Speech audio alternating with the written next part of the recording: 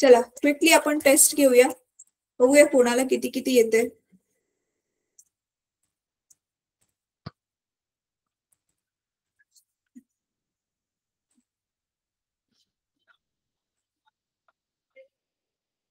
थांबा, झालं माझं मेसेज टाकू.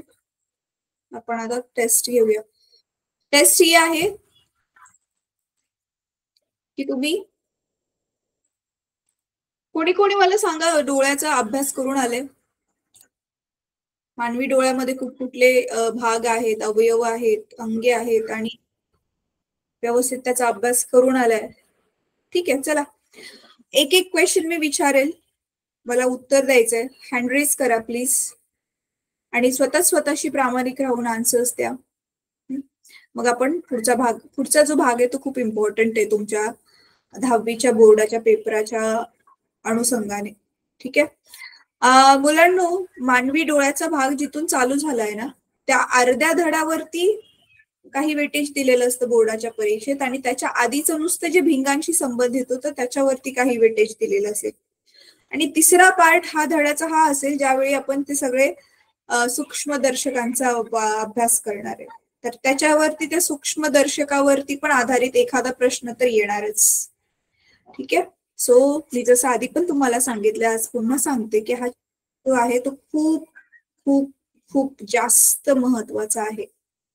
ह्याच्यावर आधारित खूप जास्त क्वेश्चन्स येतात बोर्ड एक्झाम मध्ये. ठीक आहे, चला आता लेट्स सी. मी नाव घेईल. ठीक आहे, मी नाव घेईल आणि त्याच विद्यार्थ्याने अनम्यूट करून उत्तर द्यायचंय. ठीक आहे, आता एक मिनिट मी स्क्रीन शेअर करते.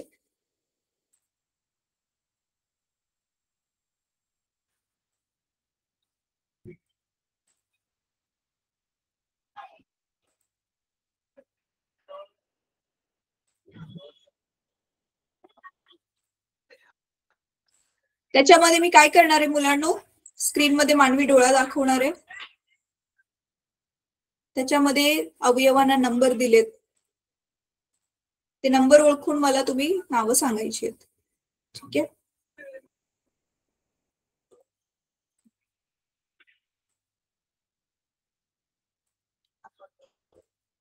चला स्क्रीन शेअर करते मी. मज्जा येणार आहे तुम्हाला जर तुम्ही खरंच अभ्यास केला असाल तर.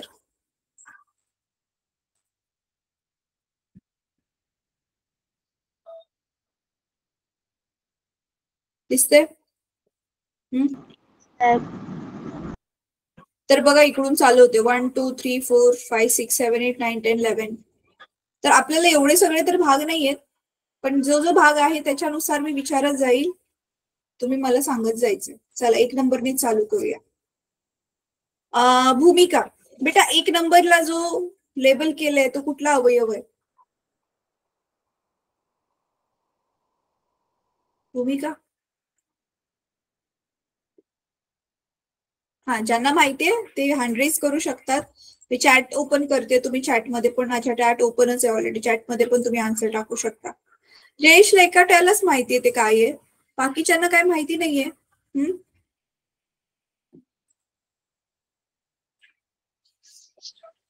असं कसं चालेल रे, 2-3 महिन्यावर परीक्षा आता आहे बोर्डाची. हा भूमिका सांग. 1 नंबर भूमिका सांग बेटा, तू हँड रेज केलायस. लवकर लवकर, आपल्याला पुढचा पण भाग शिकवायचा आहे. समर्थ सांग. दृष्टिबिंब. नाही, 1 नंबरला तुम्ही जर बघितलं तर ही ती नस आहे जी प्रतिमेची माहिती ब्रेन पर्यंत घेऊन जाते. काय म्हणतात तिला? Optic nerve. ऑप्टिक नर्व मराठीमध्ये नेत्रचेता. येस, नेत्रचेता. नेत्रचेता करेक्ट आन्सर आहे. परत आता 3 नंबरला तुम्ही बघू शकता एक काळा काळा डॉट दाखवलाय, ते कोण सांगेल मला ते काय आहे 3 नंबरला? Optic nerve. नाही, आत्ताच झालं ना ऑप्टिक नर्व बेटा. 3 नंबरला काळा डॉट आहे, तिथे 3 नंबर लिहिलंय, ती कुठला अवयव आहे तो? हिंट देते, असा भाग जिथे एक प्रकारे डोळा त्या भागापुरता आंधळा आहे, जिथे आपल्याला प्रतिमा दिसू शकत नाही जर तिथे प्रतिमा बनली तर. डोळ्याच्या आतलाच आंधळा पार्ट. दृष्टीपटल.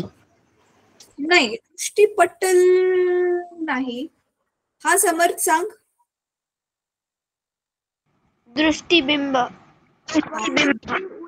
येस, दृष्टिबिंब, ज्यालाच आपण इंग्लिश मध्ये म्हणतो blind spot.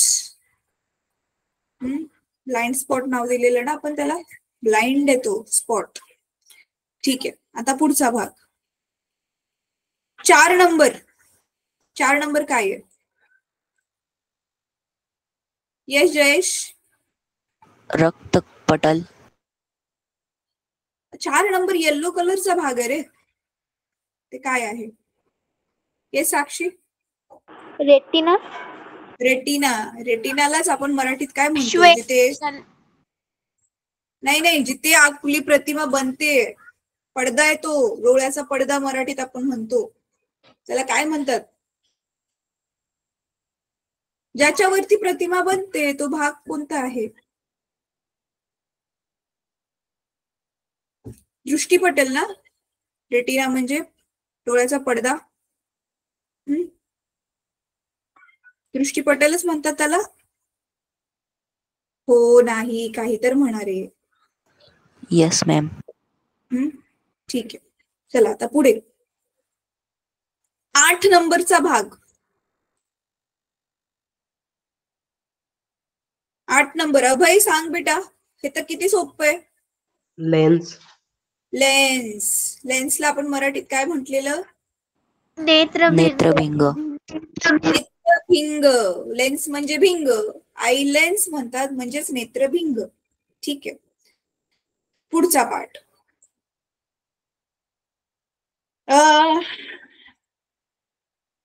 12 number. Ma'am iris. नाही, 12 नंबर. हा, 12 नंबर आयरिस आहे. आयरिसला मराठीत काय म्हणतो आपण? बुबुळ. बुबुळ म्हणतो ना. येस मॅम, बुबुळ. बुबुळ, राईट. 9 नंबर.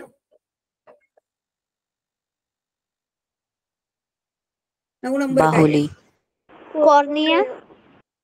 9 नंबर कॉर्निया आहे. कॉर्नियाला आपण मराठीत काय नाव दिलेलं? पारपटल. पारपटल. येस, पारपटलच्या मागे आहे बुबुळ. बाहुली. बुबुळाच्या मध्ये जो गॅप आहे त्याला नंबर दिलेला आहे 10. 10 नंबरचं काय आहे? 10 नंबरचं आहे प्युपिल. प्युपिललाच आपण म्हणतो मराठीत बाहुली, डोळ्याची भावली. ती डोळ्याची भावली छोटी मोठी होते, कमी जास्त होते, लाईट कशी आहे प्रेझेंट त्यानुसार. बरोबर आहे. त्याच्यानंतर ना हे 13 नंबर तुम्ही बघू शकता. हे 13 नंबर काय आहे इथे? हे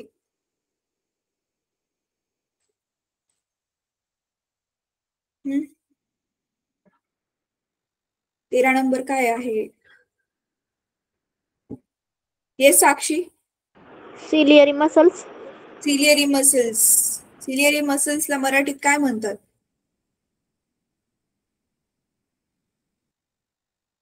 काल सॅटर्डेलाच आपण एक्सप्लेन केलेलं ना हे.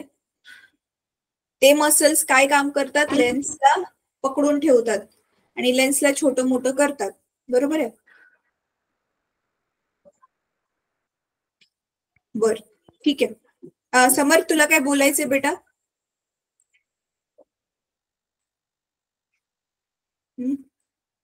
नाही बोलायचंय? ठीक आहे, चालेल. तर आता पुढच्या गोष्ट तुम्हाला आठवते मुलांना, मी म्हटलेलं की आपल्या डोळ्यातली ही जे भिंग आहे, नेत्रभिंग आहे, ते खूप मॅजिकल आहे. का मॅजिकल आहे? आता तुम्ही बघितलेलं, तुम्हाला आठवतंय आपलं जे कुठलं पण साधं भिंग आपण घेतलेलं बहिर्वक्र भिंगाद्वारे बनलेल्या प्रतिमामध्ये आपण जर वस्तूचं अंतर कमी जास्त केलं की त्यानुसार जी प्रतिमा बनते है ना, त्यानुसार जी प्रतिमा बनते त्या प्रतिमेचं अंतर पण मागे पुढे होतं, शिफ्ट होते की नाही होते? आठवते तुम्हाला? Yes, ma'am. आठवते ना? मग आता बघा आपला हा डोळा असा मॅजिकल आहे. थांबा मी 1 मिनिट ह्याला तुम्हाला स्क्रीन शेअर करून एक्सप्लेन करते.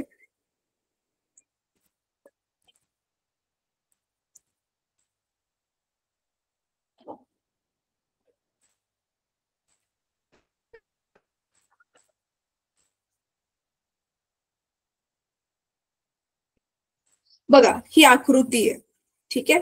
तर ह्या डोळ्याच्या समोर समजा मी इथे एक कुठली तरी वस्तू ठेवली, इथे कुठली तरी एक वस्तू ठेवली. एक आपण हेच घेऊया, फुलच घेऊया. माझ्या ड्रॉइंग कडे नका जाऊ हा.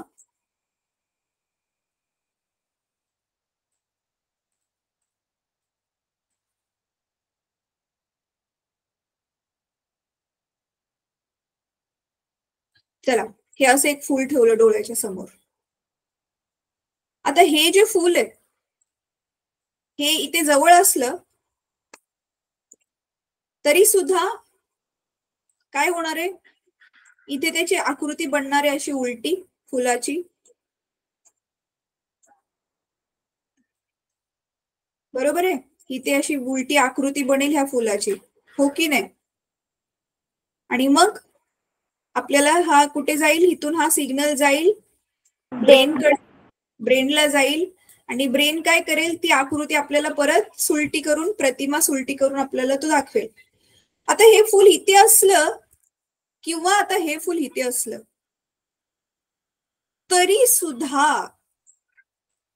सुद्धा आपल्याला एकदम क्लिअर दिसतंय. आता समजा माझ्या हातामध्ये एक वस्तू घेते मी, हा ही वस्तू आहे माझ्या हातात, मी इथे जवळ ठेवली तरी मला दिसते, मी खूप लांब घेऊन गेली त्या वस्तूला तरी सुद्धा मला ती वस्तू दिसते आणि ती पण क्लिअर दिसते.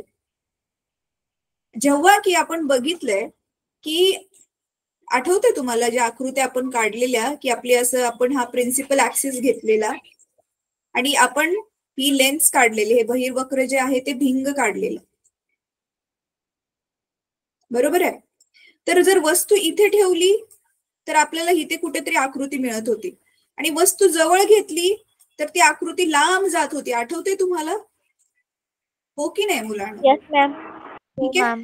तर आता ज्यावेळी समजा ही वस्तू, हे फुल इथे ठेवलेत आणि इथे जर आकृती बनते, तर मग ही वस्तूला जर लांब घेऊन गेलो आपण, इकडे कुठेतरी लांब घेऊन गेलो, तर ही आकृती इथे कुठेतरी मध्ये बनायला पाहिजे होती आणि ती जर आकृती मध्ये बनली तर आपल्याला ती वस्तू नाही दिसायला पाहिजे क्लिअरली, तरी सुद्धा दिसते. म्हणजे प्रत्येक वेळी ह्याचा अर्थ काय होतोय, वस्तू कुठे का असेना, इकडे वस्तू कुठे का असेना, प्रत्येक वेळी आकृती कुठे बनते, प्रतिमा कुठे बनते, आपल्या रेटिनावरती आकृती बनते, दृष्टीपटलावर म्हणजे डोळ्याच्या पडद्यावरच बरोबर ती आकृती बनते आणि त्याच्यामुळे आपल्याला दिसतंय क्लिअरली. किती वंडरफुल गोष्ट आहे की नाही? का असं होतंय माहितीये? कारण आपल्या ज्या डोळ्यामध्ये जी लेन्स आहे, जे भिंग आहे, हे ते जेली सारख्या पदार्थाने बनलेलं असतं. जेली सारखा पदार्थ म्हणजे रबरच्या बॉलने खेळलाय तुम्ही कधी? रबरचा दाबता येणारा बॉल असतो बघा, तशा Yes, ma'am. टाईप, हा तशा टाईपचा पदार्थ जो आपण लांब पण करू शकतो, त्याला जाड करू शकतो दाबून. तर तशा टाईपच्या पदार्थाने ही लेन्स बनलेली असते आणि एवढी वंडरफुल ही लेन्स आहे की वस्तू डोळ्यापासून जेवढ्या अंतरावर आहे त्यानुसार ती जी लेन्स आहे कधी अशी जाड होते, थिक होते आणि कधी अशी थिन होते, म्हणजे कधी पातळ होते कधी जाड होते, जेणेकरून प्रत्येक वेळी बरोबर डोळ्याच्या पडद्यावरच प्रतिमा बनेल आणि आपल्याला सगळं जे आहे ते व्यवस्थित क्लिअरली दिसेल. आत्ताच एक्झाम्पल घेतलं तर बघा, मी एका जागेला बसले, माझ्या डोळ्याच्या समोर इथे कमीत कमी 10 वस्तू आहेत आणि 10 वस्तू 10 वेगवेगळ्या अंतरावर ठेवले तरी पण मला 10च्या 10 वस्तू क्लिअरली दिसतात. म्हणजे प्रत्येक वस्तूसाठी तुम्ही बघितलं, डोळा त्यानुसार 10 वेळा तर त्याने आत्ताच स्वतःला ऍडजस्ट केलेलं आहे आणि मला सगळ्या गोष्टी ज्या आहेत त्या क्लिअरली दिसतात. तर आहे की नाही मॅजिक? मग ते पण ऍट अ टाइम तो ऍडजस्ट करतोय 10 वेगवेगळ्या वस्तूंसाठी. आणि मग डोळ्याची ही जी स्वतःला ऍडजस्ट, म्हणजे हे डोळ्याच्या आतमधल्या भिंगाची ही जी स्वतःला ऍडजस्ट करण्याची जी क्षमता आहे, जी त्याची स्पेशालिटी आहे, विशेषता आहे, वैशिष्ट्य आहे त्याचं, त्याला काय म्हणतात इंग्लिशमध्ये माहितीये तुम्हाला? इंग्लिशमध्ये किंवा मराठीत त्याला काय म्हणतात माहिती आहे? इंग्लिशमध्ये त्याला म्हणतात पॉवर ऑफ अकोमोडेशन. म्हणजे स्वतःला वस्तू जिथे जेवढ्या अंतरावर आहे त्यानुसार स्वतःला ढाळण्याची शक्ती, स्वतःला ऍडजस्ट करण्याची डोळ्याची शक्ती म्हणजे पॉवर ऑफ अकोमोडेशन. आता मराठीमध्ये त्याला म्हणतात, काय म्हणतात मुलांना मराठीमध्ये त्याला? समायोजन, समायोजित करण्याची शक्ती. हाच शब्द दिलाय तुमच्या पुस्तकामध्ये. डोळ्याचे समायोजन म्हणून टॉपिक आहे मुलांना. आता नीट बघा. हो नाही काय तर बोला रे. मी सपोज चुकून मी सपोज चुकीचं काहीतरी शिकवलं तर, माणूसच आहे ना मी, माझ्याकडून मिस्टेक होऊ शकते. मी चुकून काहीतरी चुकीची गोष्ट शिकवली आणि तुम्ही सगळेजण काहीही न बोलता नुसतं ऐकून घेताय, असं कसं चालेल? आता बघा, आता पुढे जी गोष्ट सांगणार आहे ती खूप जास्त महत्वाची आहे. आता डोळा की नाही मुलांनो, बघा कशा अवस्थेमध्ये आहे तो. डोळ्याला जर जवळची वस्तू बघायची असेल ना, दूरच्या वस्तू पाहायच्या असतील तर तो कसा ऍडजस्ट करतोय, जवळच्या पाहायच्या असतील तर तो कसा ऍडजस्ट करतोय. तर तुम्हाला माहितीये नाभीय अंतर काय असतं? तुम्हाला माहितीये अनंत अंतरावरून प्रकाशाचं अपवर्तन होऊन अपवर्तित किरण ज्या एका बिंदूमध्ये एकवटले जातात त्याला नाभी अंतर म्हणतात. ते अंतर लिंगापासूनचं अंतर म्हणजे नाभी अंतर असतं, बरोबर आहे? तर डोळा काय करतोय, त्याचं नाभीय अंतर ऍडजस्ट करतोय. डोळा काय करतोय, त्याचं नाभीय अंतर ऍडजस्ट करतोय. आता नाभीय अंतर तो कसं ऍडजस्ट करतोय तुम्हाला आकृतीमध्ये परत एकदा समजावून सांगते. आता नीट बघा. मला एक गोष्ट सांगा मुलांनो.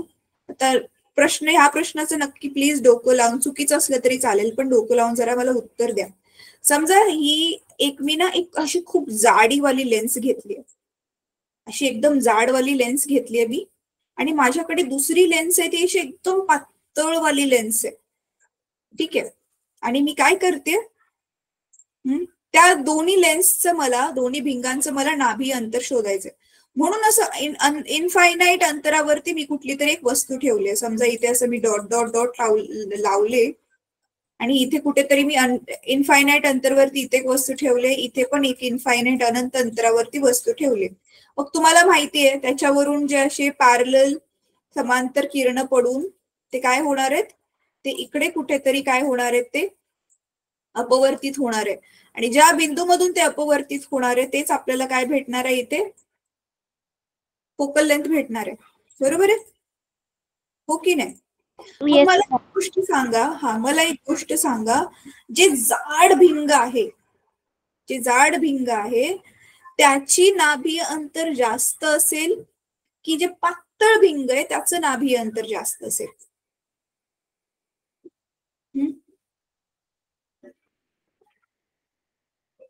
जाड भिंग असं एकदम थिक जाड भिंग आहे त्याचं नाभीय अंतर जास्त असेल की पातळवालं भिंग एकदम पतलस भिंग आहे त्याचं नाभीय अंतर जास्त असेल? नाही माहिती तर नाही. हा दिव्या काय म्हणतेस बेटा? मॅम जे पातळ भिंग आहे ना त्याचं. हा एकदम बरोबर. जे पातळ भिंग असतं ना मुलांनो, त्याच्यापासून खूप लांब अंतरावर गेल्यावरती लाईट अपवर्तित म्हणजे लाईट वाकली जाते. जेवढं जास्त गोल तेवढं जास्त, बघ ना सिंपलशी गोष्ट आहे ना, जेवढा रस्ता असा गोल असेल, सिंपल कसं घेऊया, जसं की गोल एकदम गोल गोल वळण असेल तर गाडीला टर्न मारताना जास्त वळावं लागेल. आणि नुसतं असं कर्व सारखं असेल, एक कंसासारखं नुसतं असेल तर गाडीला जास्त नाही वळावं लागणार. तसंच जेवढं जास्त जाड भिंग तर तुमचा जो हा प्रकाशाचा किरण आहे हा लवकर असा मुडेल. आणि मग तुम्ही हे बघू शकता, ह्याचं हे जे नाभी अंतर आहे इथून ते इथपर्यंतचे अंतर आहे, समजा हे 5 सेंटीमीटर आहे, तर हे 5 पेक्षा जास्त असेल, हे 7 असू शकतं, 8 असू शकतं, 10 सेंटीमीटर पण असू शकतं. कळतंय तुम्हाला? कळलं इथपर्यंत? जाड Yes, भिंग ma'am. असेल तर नाभीय अंतर कमी असेल, पातळ भिंग असेल तर नाभीय अंतर जे आहे काय असेल, जास्त असेल. आता तुम्हाला माहितीये आपली पॉवर, भिंगाची शक्ती ही नाभीय अंतराच्या काय आहे, व्यस्त आहे, हो की नाही? 1/f आहे. Yes ma'am. म्हणजे जेवढं जास्त नाभीय अंतर याचा अर्थ त्या भिंगाची शक्ती कमी असेल, कारण छेद मोठा होईल ना. आता बघा, ह्याची शक्ती पॉवर काढली तर ह्याची शक्ती काय होईल, 1/5 पहिल्या भिंगाची शक्ती, आणि दुसऱ्या भिंगाची शक्ती काय होईल, 1/10, हो की नाही? समजा हे मीटर मध्ये घेऊया आपण, सोपं होईल आपल्याला सोडवायला. मग कुठल्या भिंगाची शक्ती जास्त आहे? दुसऱ्या की पहिल्या? दुसऱ्या वेगाची. अरे छेदामध्ये जास्त आकडा आहे बेटा, शक्ती, पॉवर पहिल्या भिंगाची. कारण 1/5चं उत्तर काय येईल, 0.2, आणि 1/10चं उत्तर काय येईल, 0.1. 0.2 मोठा आहे की 0.1 मोठा आहे? 0.2. हा, म्हणजे ह्याचा अर्थ जेवढं भिंग जाड तेवढी त्याची जास्त शक्ती, जेवढं भिंग पातळ त्याची शक्ती काय असेल, कमी असेल, भिंगाची शक्ती कमी असेल. कळतं इथपर्यंत? कळलं मुलांनो? Yes ma'am. Yes, ma'am. ठीक आहे. मग आता होतंय काय बघा, आता तुम्हाला जी स्लाइड दाखवणार आहे मी ती तर खूप जास्त वंडरफुल आहे. आता त्याच्यामध्ये काय होतंय बघा, एक सेकंड हा, मी ह्याला माझ्या स्क्रीनवर घेते म्हणजे मला त्याला अॅनोटेट करता येईल. अॅनोटेट करता म्हणजे मला एडिट करता येईल, त्याच्यावर गिरवता येईल. ही तुमच्या पुस्तकात दिलेली आकृती आहे मुलांना. आता मी इथे जी घेते, अरे कॉपी का नाही झाली?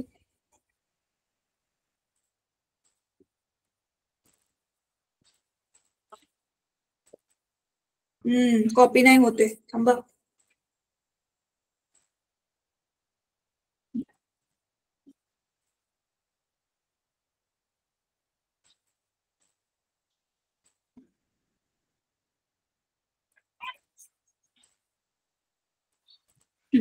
दिसते आता आकृती? आता बघा काय होत. हा, काय होतंय आता बघा, ज्यावेळी ना आपण ना अनंत अंतरावरची वस्तू बघतोय, जसं की आता हे बघा, हे पॅरलल रेज, समांतर रेषा येतात, ह्याचा अर्थ काय, ही खूप अनंत अंतरावर वस्तू आहे. ज्यावेळी आपण अनंत अंतरावरची वस्तू बघत असतो ना, त्यावेळी आपली जी डोळ्यामधले हे जे भिंग आहे हे पातळ होतं, आपोआप पातळ होतं, कारण खूप लांबची किरणं त्याला घ्यायची आहेत आणि त्या किरणांना कुठे जोडायचंय, सगळ्यांना इथे पडद्यावरती आणून एकत्र करायचंय.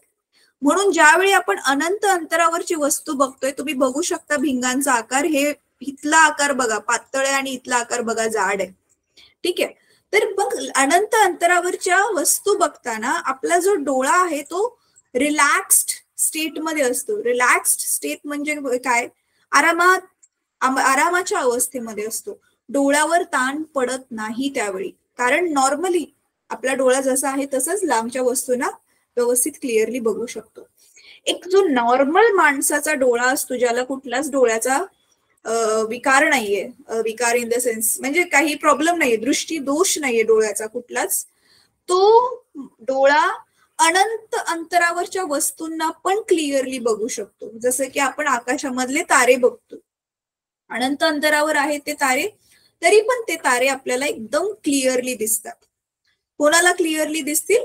ज्या माणसाचा डोळा जो आहे तो दृष्टी दोष रहित आहे, कुठलाच दृष्टी दोष नाहीये त्याला.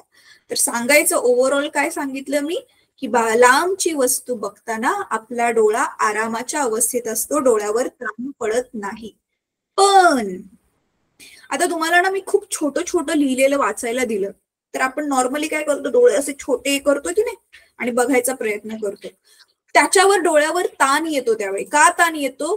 कारण हे जे आपले सिलियरी मसल्स आहेत हे डोळ्याला दोन्ही बाजूंनी दाबतात. जसं की आता हे भिंग आहे, त्या भिंगाला दोन्ही बाजूनी दाबलं जातं.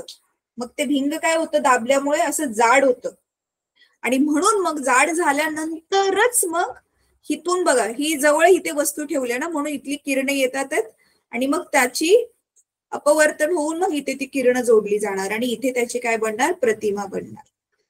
मग जवळच्या वस्तू बघताना आपली डोळ्याची जी लेन्स आहे, जे भिंग आहे ते जाड होतं, मसल्सला ताण येतो कारण ते दाबतात लेन्सला आणि मग आपल्या डोळ्यावरती ताण पडतो.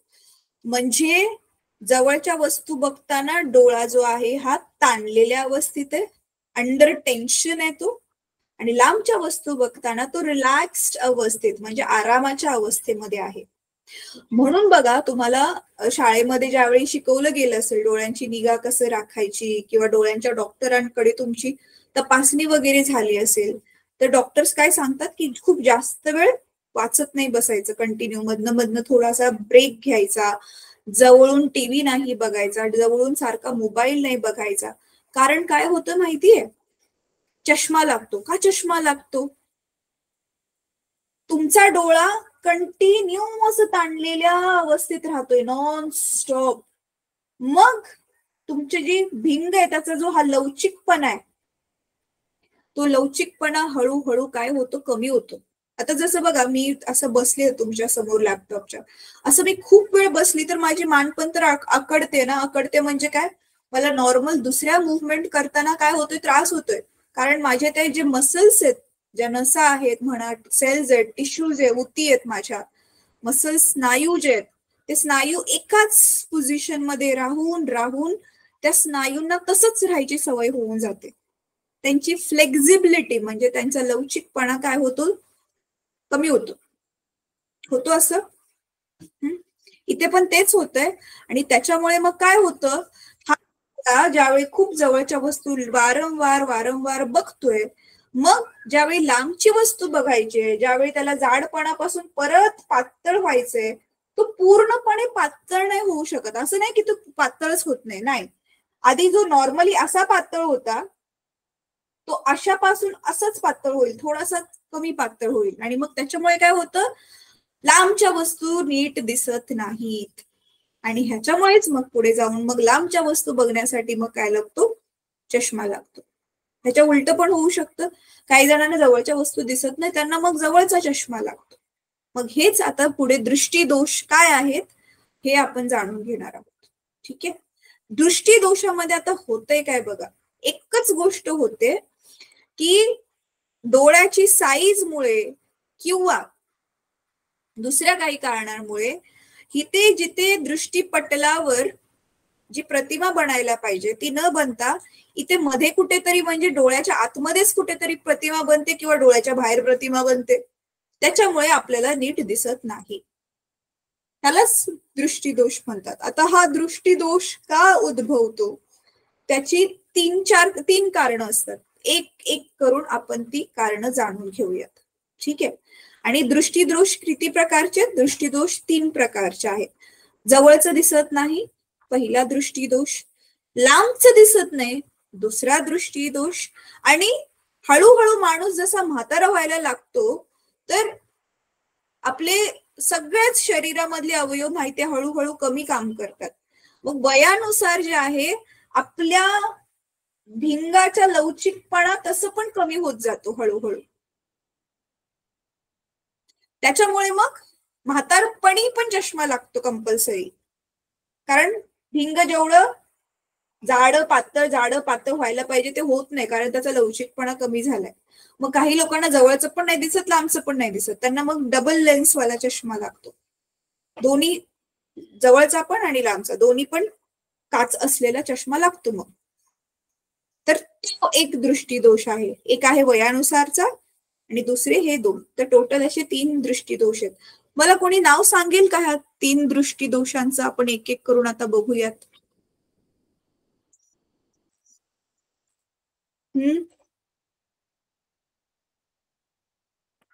सांगा रे. पूर्ण सायलेन्स, सन्नाटा. चला आता मी बघते मला खरंच किती जण ऐकतात आहेत. मला संगीता मॅमला आणि प्रेमा मॅमला, म्हणजे आम्ही तिघी तर टीचर्सच आहोत, आम्हा तिघींना सोडून तुम्ही 10 जण आहात. मला जे लोक नीट ऐकतात आहेत, समजून घेत आहेत, ते त्यांनी ते हँड रेज करतील. हा भाई, स्मार्ट स्मार्ट आहे अभय, आधीच हँड रेज केला. 10 हात मला वर दिसायला पाहिजेत. 6च झालेत, 4 जण अजून मिसिंग आहेत. 7, 8, 9, 10, 3 लोक अजून मिसिंग आहेत.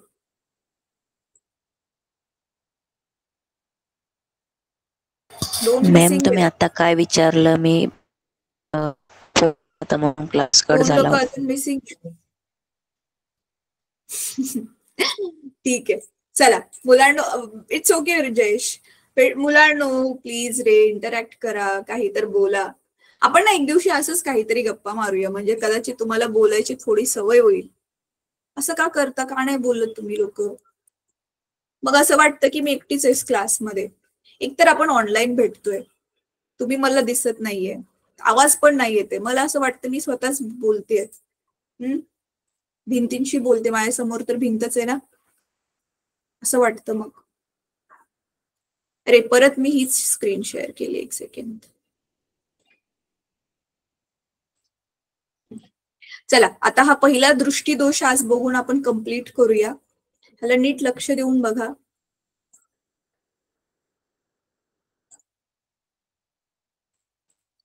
बघा आता ह्याच्यामध्ये काय होतंय. पहिला दृष्टीदोष आहे निकट दृष्टिता.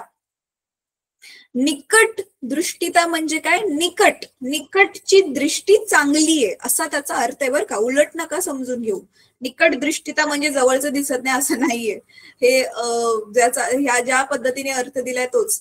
या दोषामध्ये मानवी डोळा जवळच्या वस्तू व्यवस्थित पाहू शकतो, पण दूरच्या वस्तू स्पष्टपणे दिसत नाहीत. तर आता असं का होतंय? कोणाकोणाला इथे निगेटिव्ह मायनस नंबर आहे? हात वर करा, थांबा मी आधी हँड डाऊन करते. कोणाचा मायनस नंबर आहे चष्म्याचा? हँड रेज करा. कोणालाच नाहीये. तुम्ही लास्ट टाइम तर म्हणालेला 2-3 लोकांनी हात वर केलेला चष्मा लागलाय म्हटल्यावर, ते सगळ्यांचा मायनसच नंबर असेल. कोणाला लागलाय चष्मा? तुषार, तुषार तुझा किती नंबर आहे बेटा?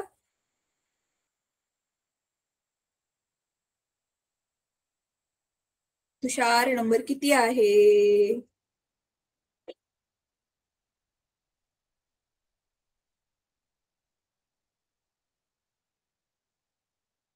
अजून कोणाला लागलाय चष्मा? बरं ठीक आहे. चला आता मी सवयच लावून घेते तुमच्याकडून नो रिस्पॉन्स मिळण्याची, असं मला वाटतंय. मला तशी सवयच लावून घ्यावी लागेल. अपेक्षाच नाही ठेवायला पाहिजे मला रिस्पॉन्स भेटेल. असं करू का मुलांना? No ma'am. ठेवू ना अपेक्षा? अपेक्षा ठेवू ना, रिस्पॉन्स भेटेल. ठीक आहे, चला आता आपण ह्याला समजून घेऊया की निकट दृष्टिता काय आहे. निकट दृष्टिता म्हणजे जवळचं चांगलं दिसतंय आणि लांबचं चांगलं नाही दिसत. आता कुठल्या पण डोळ्याचा दृष्टी दोष अभ्यास करताना मुलांना लक्षात ठेवा, 3 गोष्टी करायच्या. नोट करा हवं तर, हे पटकन लिहून घ्या हवं तर. 3 गोष्टी कुठल्या नोट करायचे? एकतर कारणे. पहिली गोष्ट, तो दृष्टीदोष म्हणजे काय आहे त्याची व्याख्या. त्याची व्याख्या की काय आहे तो दृष्टीदोष, ही पहिली गोष्ट. दुसरा, त्याची कारण, होतोयच का हा दृष्टीदोष. आणि तिसरा, चला हा दोष झालाय तर मग त्याची ट्रीटमेंट काय आहे, आपण त्याचं सोल्युशन काय काढू शकतो. तर अशा पद्धतीने जे आहे तुम्हाला 3 गोष्टी विचारल्या जातील परीक्षेमध्ये. ह्यापैकी नोट करून घ्या तुम्ही, मार्क माय वर्ड्स, लिहून घ्या हवं तर. ह्या 3 दोषापैकी एक दोष तरी बोर्ड परीक्षेमध्ये डेफिनेटली विचारतात, आणि ते पण 5 मार्काला. 5 मार्कामध्ये काय लिहायचं असतं? एक तर हा दृष्टीदोष काय आहे 1 मार्काला, जसे मी व्याख्या म्हटली. तो दृष्टीदोष का होतो त्याची कारण 2 मार्काला, आणि 3 मार्क झाले. आणि तिसऱ्या पार्टमध्ये तो कसा करेक्ट करायचा म्हणजे तो दृष्टीदोष कसा सुधरवायचा ते आकृतीसही स्पष्ट करा, असं ते 2 मार्काला विचारतात. असं टोटल 5 मार्काला हा बोर्डाच्या परीक्षेमध्ये प्रश्न येतो म्हणजे येतोच. ठीक आहे, चला आता मी तुम्हाला ह्याला एक्सप्लेन करते नक्की होतंय काय.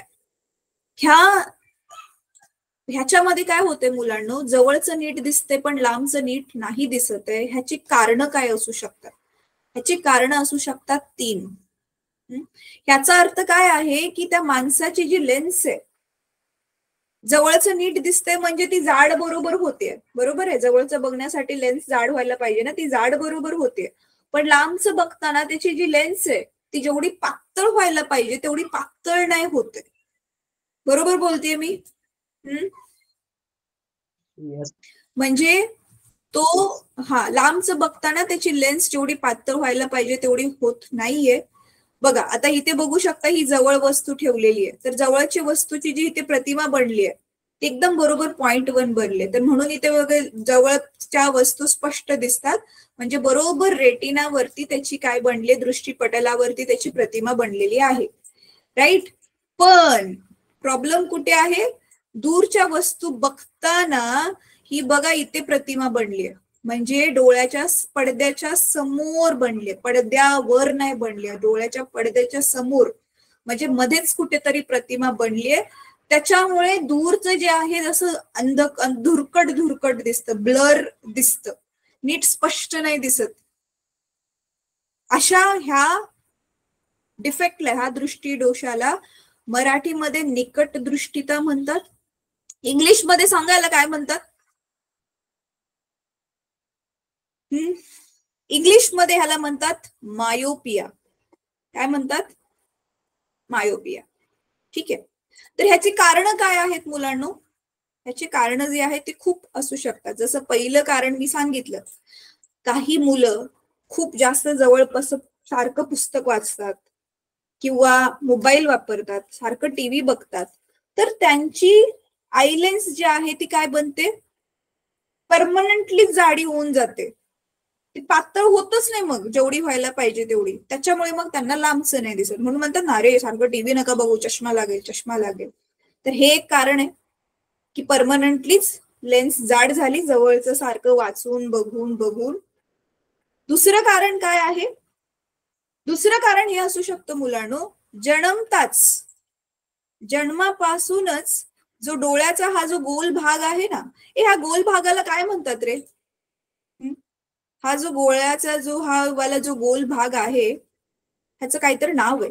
हा गोल भाग जन्मापासूनच ना असा थोडासा लांबट आहे, असा गोल न असता असा लांबट आहे. त्याच्यामुळे काय होतंय, हे अंतर वाढलं ना इथलं लेन्स मधलं आणि ह्या पडद्यामधलं, हे अंतर वाढलं. इथे लेन्स आहे आणि हा इथे पडदा आहे, अंतर वाढल्यामुळे मग प्रतिमा इथे कुठे तर बनते. डोळा जो आहे तो लांबट आहे जन्मापासूनच, हे एक कारण असू शकतं. आणि तिसरं कारण काय असू शकतं, हे तिसरं कारण तुमच्या पाठ्यपुस्तकात कदाचित नसावं. तिसरं कारण हे असू शकतं मुलांनो, नीट लक्ष देऊन ऐका, की हा जो आपला, तुम्हाला आठवतंय ना की डोळ्यातून प्रकाश 2 वेळा अपवर्तित होतो. पहिला अपवर्तित होतो तो आपल्या कॉर्नियावर, पारपटलावरती पहिल्यांदा अपवर्तित होतो आणि दुसऱ्यांदा लेन्स मधनं अपवर्तित होतो. तर लेन्स एकदम बरोबर काम करतेय, डोळ्याचा आकार पण बरोबर आहे, पण हे जे पारपटल आहे, ह्याचा जर आकार बरोबर नसेल, ह्याचा आकार बरोबर नसेल म्हणजे काय, हे पारपटल जेवढं असं फ्लॅट पाहिजे तेवढं फ्लॅट न होता ते खूप असं गोल गोल टाईप आहे. म्हणजे मी आकृती काढले एक्झॅक्टली तसं नाही, पण त्याला खूप जास्त असं कर्वेचर आहे, म्हणजे असा खूप जास्त गोलपणा आहे. जेवढं फ्लॅट पाहिजे तेवढं नाहीये, गोलपणा आहे त्याला. मग त्याच्यामुळे पण काय होतं, लाईट डोळ्यामध्ये जातानाच ती वेगळ्या पद्धतीने जाते, जशी जायला पाहिजे तशी नाही जाते. आणि त्याच्यामुळे मग काय होतंय, तर तुम्हाला माहितीये जास्त जे गोल असेल तर मग नाभी अंतर काय होणार, मग कमी होणार. लवकर ते कमी अंतरावरच ती लाईटची जी किरण आहेत एकमेकांना छेदतील आणि ज्याच्यामुळे मग दृष्टीपटलाच्या पुढेच प्रतिमा तयार होते, दृष्टीपटलावर न तयार होता. ही 3 कारण आहेत. चला, मला आता माईक सगळ्यांनी अनम्यूट करा. पहिलं कारण काय होतं? कोण सांगेल? पहिलं कारण काय होतं? हा दृष्टीदोष मुळात निर्माणच का होतो? तर मी परत रिपीट करते, मग मी नावं घेईल. पहिलं कारण हे आहे की सातत्याने आपण जवळची कामं करतोय. जवळची कामं म्हणजे ज्याला जवळ बघावं लागते. पुस्तक वाचतोय, शिवणकाम पण जे करतात त्यांना पण हा प्रॉब्लेम होऊ शकतो. जवळ बघून बघून शिवायचं असतं.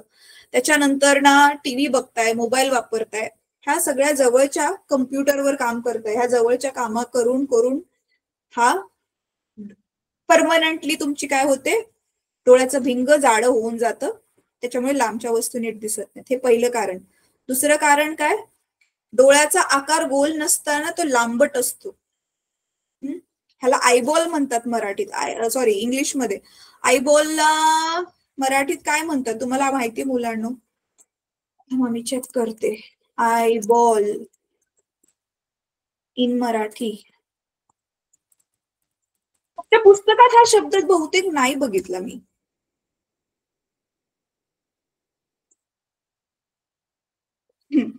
ह्याने ह्याच्यामध्ये नाव दिलेलं आहे, बुबुळ पण नाव दिलंय, पण बुबुळ तर आपण बघितलेलं, ते आयरिस आहे.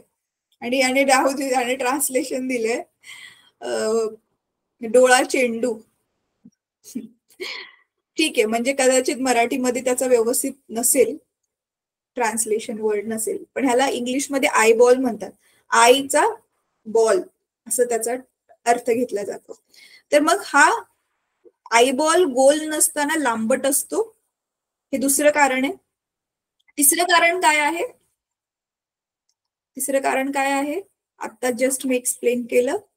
कॉर्निया म्हणजे जे पारपटल आहे ते जास्त गोल आहे, ते लांबट नसून गोलाकार जास्त आहे.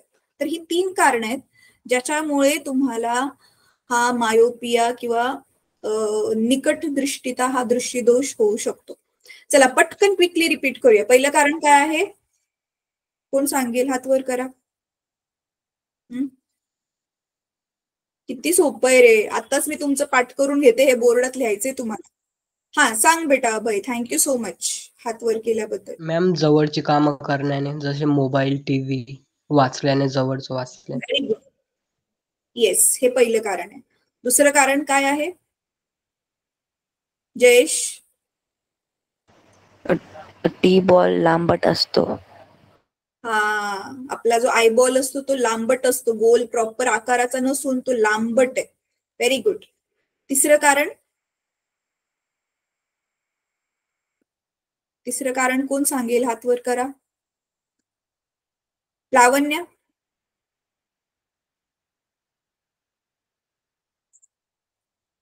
मी सांगू मॅम? बर सांग जयेश, सांग. पारपटल गोल आकार आहे. हा, पारपट्टलचा जरा जास्तच गोल आकार आहे, जेवढा नसायला पाहिजे तेवढं जास्त गोल आकार आहे. तर मग आता ह्याच्यामुळे, ह्या तिघाण कारणांमुळे मग काय बघितलं आपण की दृष्टीपटलाच्या पुढेच प्रतिमा निर्माण होते. मग ह्याला करेक्शन काय आहे? सुधारावायचं कसं? मग करेक्शन बघा ह्या तिसऱ्या आकृतीत दिलंय. आधी काय होतं बघा, हे लांब म्हणजे इनफायनाईट वस्तू अंतरावर ठेवलेली असताना ही जी किरण काय आहेत इथे छेदतात आहेत. मग आता त्यांनी काय केलं, काय घेतली? कॉन्व्हेक्स लेन्स घेतली. कॉन्व्हेक्स लेन्स म्हणजे काय घेतलं? अंतर्वक्र भिंग घेतलं. अंतर्वक्र भिंग घेतल्यामुळे काय होतंय मुलांनो?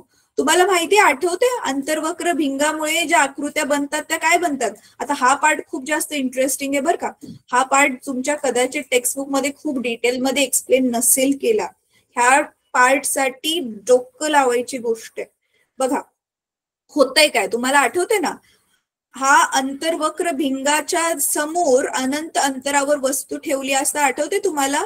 इथे फोकसला, इथे नाभीय अंतरावरती प्रतिमा बनते आणि ती प्रतिमा कशी होती? आभासी आणि सुलट होती, बरोबर आहे हो की नाही? Yes ma'am.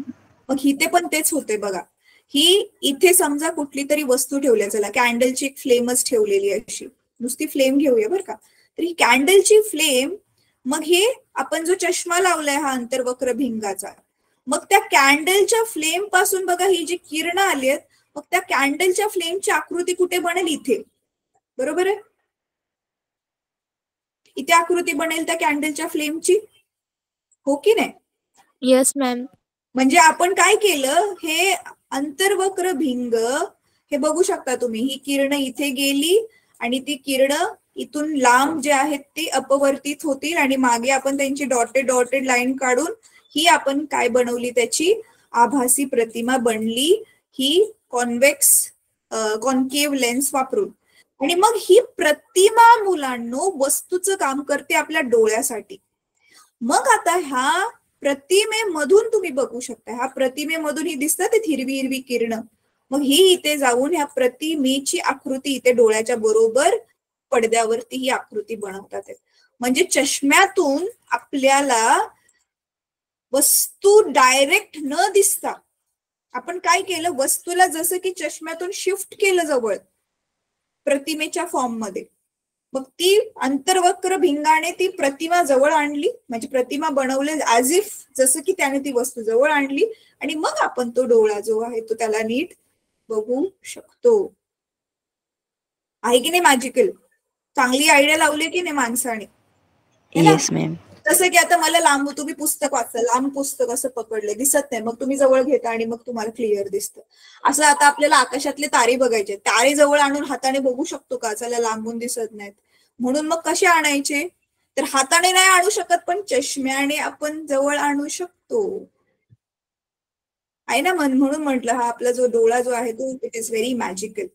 तर इथे आपण हा निकट दृष्टीला कम्प्लीट केलंय आणि हे त्या विचारतील उपाय काय आहे, तर उपाय सांगायचा आहे की ज्याला निकट दृष्टीचा हा दृष्टीदोष आहे त्याने अंतर्वक्र भिंग वापरावं आणि त्याच्यामुळे मग त्याला नीट क्लिअरली लांबच्या वस्तू दिसू शकतात.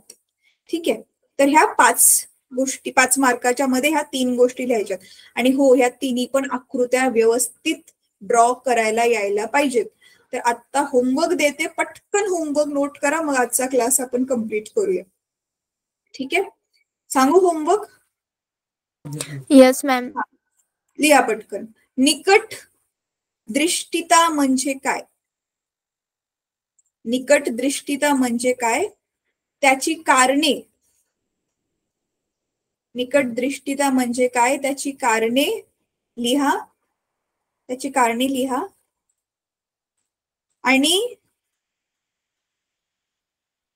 त्याचा सुधार कसा होऊ शकतो, निकट दृष्टितेचा सुधार कसा होऊ शकतो हे आकृतीसह स्पष्ट करा. निकट दृष्टितेचा सुधार कसा होऊ शकतो हे आकृतीसह स्पष्ट करा. इंग्लिश मध्ये सांगते. What is myopia? What is myopia? How what is myopia? What are its causes? What are its causes? Cause म्हणजे कारण, कशा कोणत्या कारणाने होतोय तो. What are its causes? आणि त्याच्यामध्येच तिसरा भाग,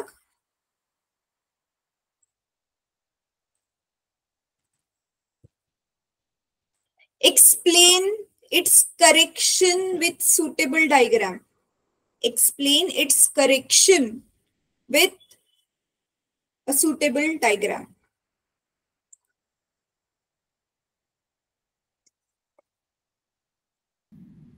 सुलक्षणा मॅम. हा मॅम, हो गया. ठीक आहे मुलांनो, चला आता आपण नेक्स्ट ह्या आठवड्यात अजून एकदा भेटू, तर आपले बाकीचे पण दृष्टिदोष कम्प्लीट होते. हा प्रश्न नीट पाठ करून या, लिहू नका, नुसतं पाठ पण करा.